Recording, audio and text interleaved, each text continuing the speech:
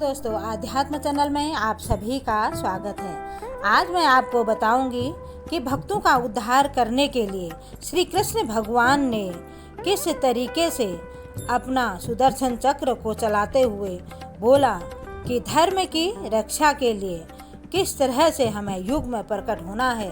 तो इसी के बारे में वो बताते हुए उनका इसके आगे क्या रहस्य था, उसके आगे मैं आपको बताऊंगी।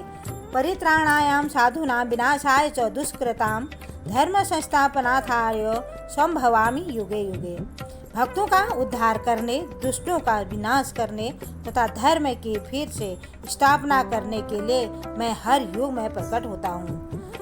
भगवत गीता के अनुसार साधु कृष्ण भावना भावित व्यक्ति से आधार्मिक लगने वाले व्यक्ति में भी यदि पूर्ण कृष्ण की चेतना हो और उसे साधु समझना चाहता है, वह दुष्कृताम उन व्यक्तियों को आगे के लिए आए हैं और श्री कृष्ण की भावनाओं को समझने की परवाह नहीं करते हैं। ऐसे दुष्कृताम उपद्रवी, मूर्ख तथा उद्धम व्यक्तियों को कहलाते हैं, भले ही वे सांसारिक शिक्षा से विभूषित क्यों न हो।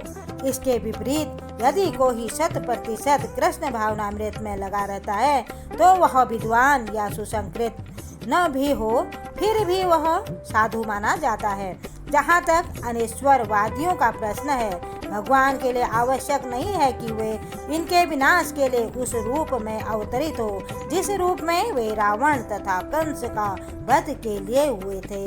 भगवान के ऐसे अनेक अनुचर हैं जो असुरों का संहार करने में सक्षम हैं, किंतु भगवान तो अपने उन निष्काम भक्तों को तुष्ट करने में उन विशेष रूप में अवतार लेते हैं जो असुरों द्वारा निरंतर तंग किए जाते हैं। असुर भक्तों को तंग करता है, भले ही वह उसका सगा संबंधी क्यों न हो। यद्यपि प्रहलाद महाराज हिरण्यकश्यप के पुत्र थे, किंतु तो भी वे अपने पिता द्वारा उत्पीड़ित थे।